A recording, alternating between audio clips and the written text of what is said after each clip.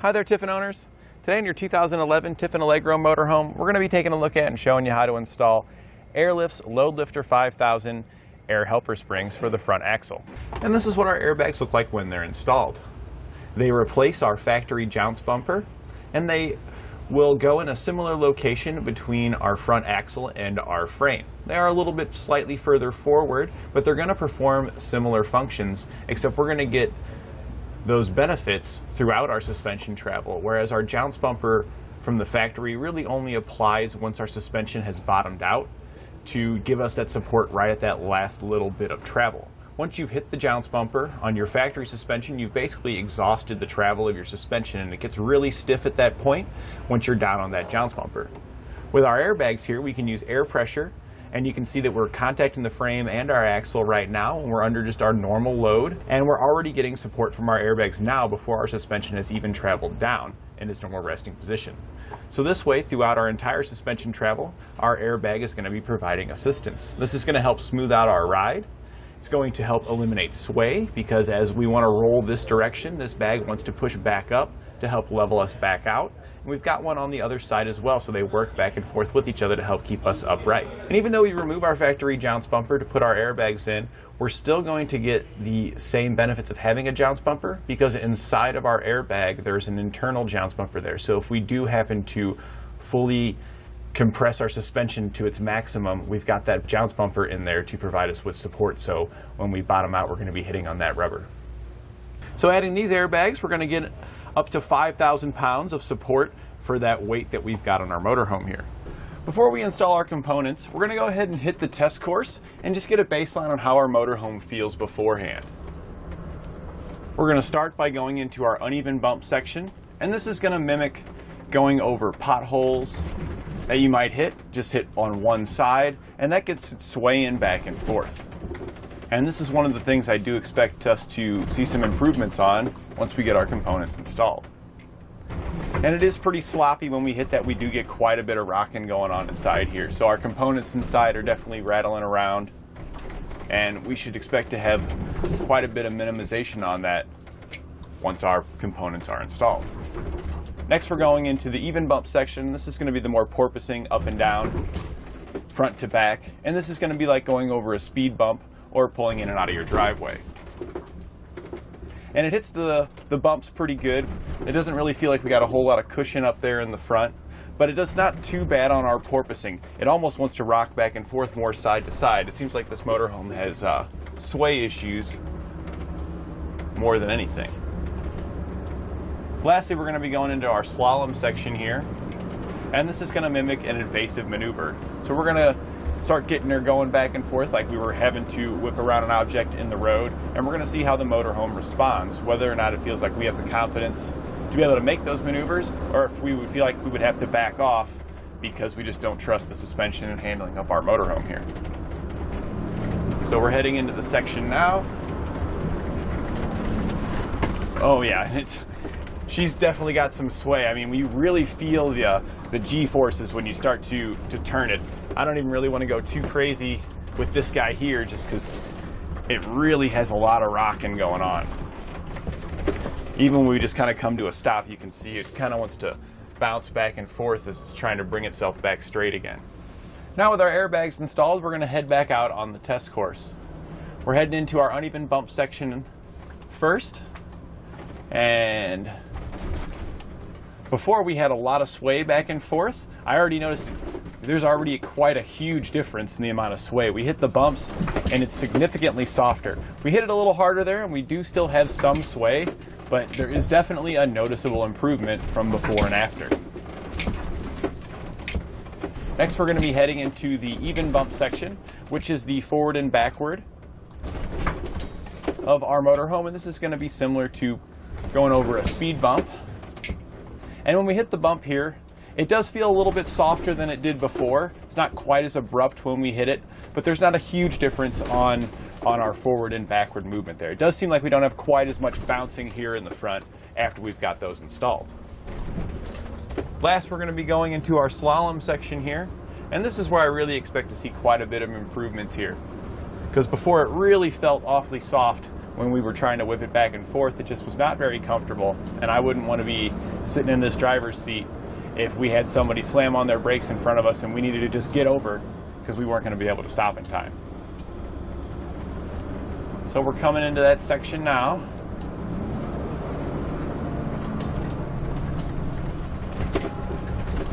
Oh yeah, and it's quite a massive difference between the two. Not nearly as much sway on the inside here throwing us around. It does still exist.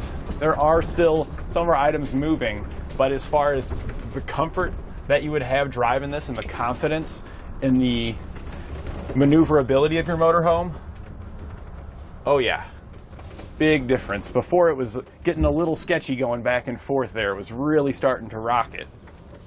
These airbags come with everything you'll need to get them installed. There's no drilling required, so why don't you follow along with me and we'll show you how to get them installed. We'll begin our installation underneath the front of our vehicle.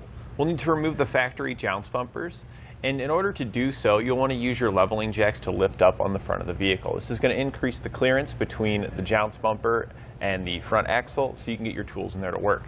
Once you've got it lifted up, you do want to make sure you support it on the frame by jack stands because we don't want to trust just our hydraulic jacks of our motorhome while we're working underneath. Our jounce bumper is located here, and there is a hole in the bottom, and we can use an extension and a socket to slide up inside to remove the bolt. On our passenger side here, we can just use the socket only to remove the bolt. On the driver's side, you'll be able to see in the frame. It's not going to be enclosed like this, and there'll be a nut on there you'll want to hold with a 15mm wrench. On our passenger side here, it's welded. The nut is welded to the frame since you can't get inside of it. We're just going to remove that here.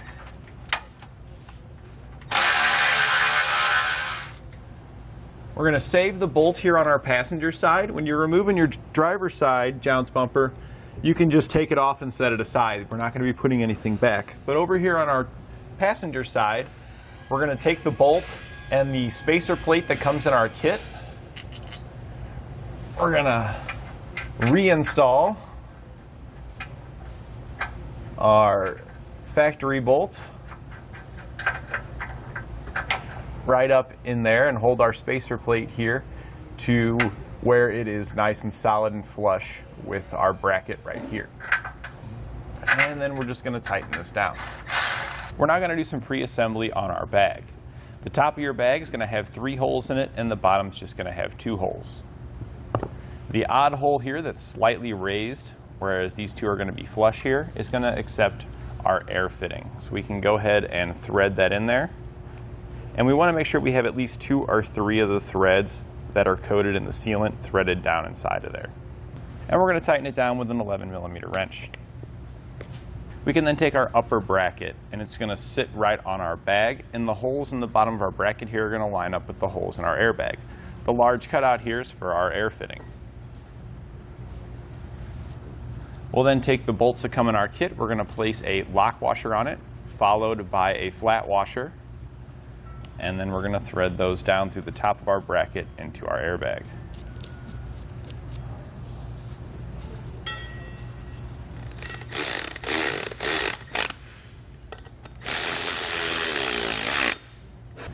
Our lower bracket here is going to have the square holes facing towards the front of the vehicle. And our airbag is going to be installed on the inside set of holes. So we're going to be pre-assembling the passenger side airbag here. So this is going to be the inside then of our vehicle, and this will be the outside of our vehicle. We want the tall portion of our upper bracket here to be towards the outside of the vehicle. So it's going to center it almost right here in the middle of our bracket. We'll then flip this over, and we're going to use the tapered bolts here to secure it to the bottom side of our airbag, lining up these holes. And these will just thread right down in there. And then we'll snug them down with the 7/32 Allen key. We can then go back and torque our hardware to the specifications found in our instructions.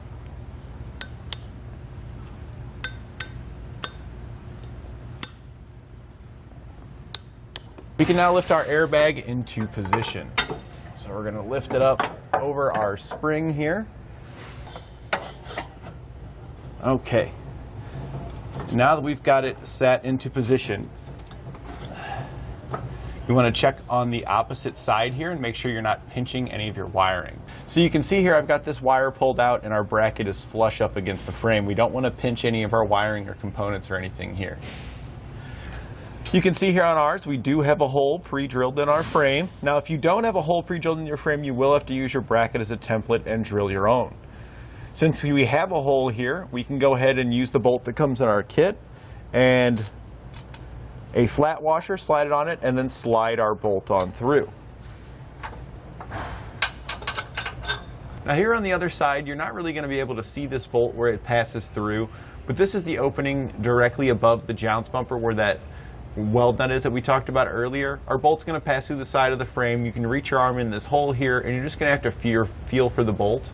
Then slide your flat washer on it and then put your locking nut on after that. We can then go ahead and snug these up. You do want to make sure you've got your airbag seated all the way against the bottom of the frame. So if you've got your suspension lifted up too high to where it's not touching the bottom, you'll want to lower it back down just a little bit until it does.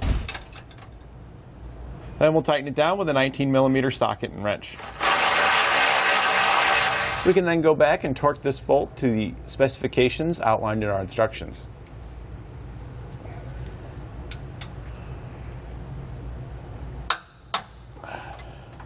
Now back here down below, at the front of our lower bracket, you're going to have a couple of square holes. There's going to be one on each side of our leaf spring, and we're going to take the carriage bolts that come in our kit and drop down through those holes. We can then put our bracket in place underneath. Now, if you've got your suspension hanging and you're lifted up with your jacks, if you've got it lifted up too high, it's actually going to bring your sway bar here too close to the leaf spring, so you won't be able to fit this in place. So you just have to lower down your suspension just a little bit, lower your vehicle down, let those wheels touch the ground to give yourself a little bit of clearance in here. We're then going to finish this up by placing a flat washer over our carriage bolts and then threading on a nylon locking nut. Once you've got both of those started, you're just going to take your lower leaf spring now and just center it so your airbag is nice and level up and down. Because this bracket here on the back side, this little flange here, sits in between your shock mount and your leaf spring U-bolt here, and it does have a little bit of play back and forth there. You can change your position slightly. We just want to change it till it's straight up and down, and then we're going to snug down our carriage bolts using a 9/16 socket.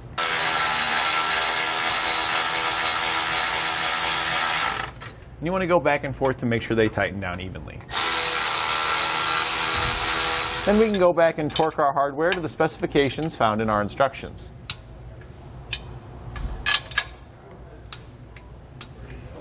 We can now install our driver's side the exact same way that we installed the passenger side. The only difference here is that that little spacer plate we had to install when we removed our jounce bumper is not over on this driver's side here, so you can skip that step and just put the airbags in. Now we're going to be routing our air lines from our airbags to the location where we want to reach our fittings so we can easily inflate them. We're going to be running ours to the front to where we can easily access them here in the open compartment. But I wanted to point out when cutting your air line here, since this is going to attach with our airbags using quick connect fittings, it's important to have a nice clean square cut in order for it to seal properly. You'll want to make sure you're using a pair of hose cutters because it's going to give you that clean square cut. If you were to use a pair of side cutters like this, it would squish it and deform it to where it wouldn't seal properly. We have hose cutters here at eTrailer.com. They're a little bit smaller of a pair, which works out pretty nicely for you guys there at home. We mounted our air fittings in our open compartment here in the front. Our customer had some locations that he already decided where he wanted them, and he had already pre-drilled holes for our fittings to go into. Our customer wanted them to be just behind the opening here, just above his headlight, where he could easily reach in here to fill them up. He just drilled a hole in the bracket here. 5/16 will be plenty close to the size you'll need here. That's what I would recommend for drilling out for the fitting if you do need to add a hole. You'll thread a nut on one side, then place your star washer on it, and then on the other side you'll follow that up with a rubber spacer, flat washer, and nut. And you can see we just snugged those down there. They don't have to be crazy tight.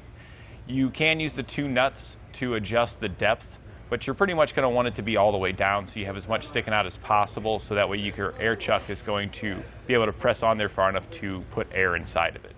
We mounted the other one on the other side in basically the same location. From there we routed our airline hose straight down. After coming down, we then just curved it back and went alongside the frame, zip tying it to any factory wiring along the way.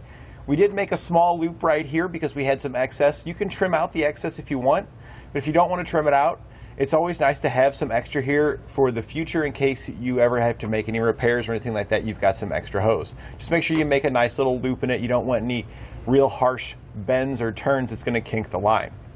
Right after we make our loop, we're just going to curve our hose down and then we're going to plug it into the quick connect fitting here on top of our airbag. It's a swivel fitting, so we can easily angle it however we need to. I'm going to have mine kind of pointing towards the back of the vehicle, and our end here is just going to push right into it, and it's just going to click in just like that. I like to kind of give it a tug just to make sure it's not going to come out and that we're fully seated all the way in there. We're going to route the driver's side basically in the exact same way as we did over here, looping up any excess we've got and then just plugging it right into the airbag. We can now air up our airbags and then we'll check for leaks. Just remove our cap.